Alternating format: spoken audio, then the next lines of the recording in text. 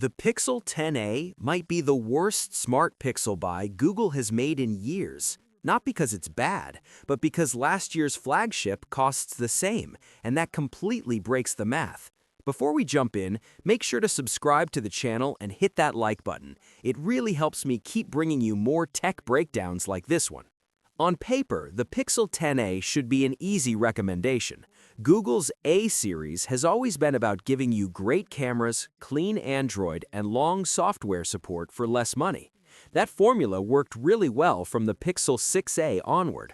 But 2026 is different, and the Pixel 10a lands in a market where its own sibling makes it look overpriced before it even launches. The rumored price for the Pixel 10a is $500. That alone isn't shocking. It's exactly where Google has positioned recent A models. The problem is what you get for that $500. According to leaks, the Pixel 10a is almost identical to the Pixel 9a. Same overall design language, plastic back, large battery, excellent cameras, and 7 years of software updates. All good things. But the only noticeable change so far, new colors. That's it. No confirmed new chipset, no Pixel Snap support, no meaningful hardware jump. And when a phone launches at $500 with almost no upgrades, the obvious question becomes, why not just buy something better for the same money? That's where the Pixel 9 enters the conversation and completely ruins the Pixel 10a's value. Right now, you can buy a brand new, unlocked Pixel 9 for $500, the exact same price as the upcoming 10a. And if you're open to refurbished options, a renewed premium Pixel 9 goes for around $450, with no cosmetic damage and battery health above 90%.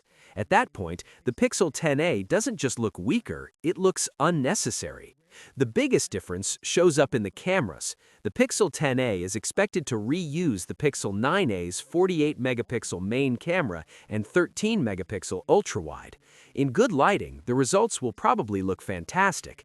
Google's computational photography is still among the best, and daytime photos for social media will look very Pixel in the best way possible. But the Pixel 9's cameras are simply more consistent. Both the main and ultra-wide sensors are larger, which makes a real difference in low light and video. Night shots have less noise, better detail, and more reliable results. If you shoot a lot of videos, take photos indoors, or care about consistency across lenses, the Pixel 9 is noticeably better. The 10a will be good, the Pixel 9 will be dependable. Then there are all the small things that don't sound exciting on a spec sheet, but absolutely matter in daily use. The Pixel 9 has better glass, Gorilla Glass Victus 2, instead of the much older Gorilla Glass 3. It has slimmer bezels, a more premium glass back instead of plastic, and a slightly more compact feel in the hand.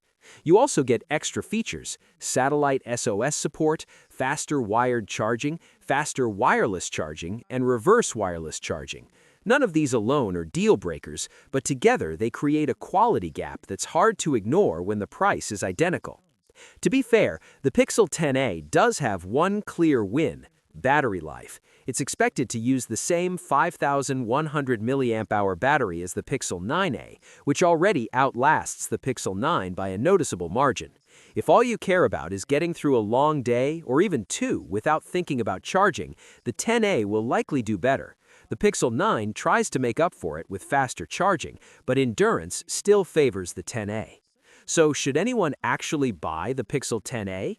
Right now, it only makes sense if Google surprises us with a Tensor G5 chip, Pixel Snap support, or some meaningful upgrade that hasn't leaked yet. Without that, buying the Pixel 9 at the same price is the smarter move. And if you don't need flagship features at all, the Pixel 9a will probably save you even more money. What's strange is that the Pixel A series has always been one of Google's most loved product lines. That's why it's hard to believe Google would be this lazy with the Pixel 10a. The good news is, we won't have to wait long. The phone is expected to launch very soon, and when it does, we'll finally find out whether this is a massive misstep or just the calm before an unexpected upgrade. What's your thoughts on this? Let me know in the comments section. See you in the next video. Take care.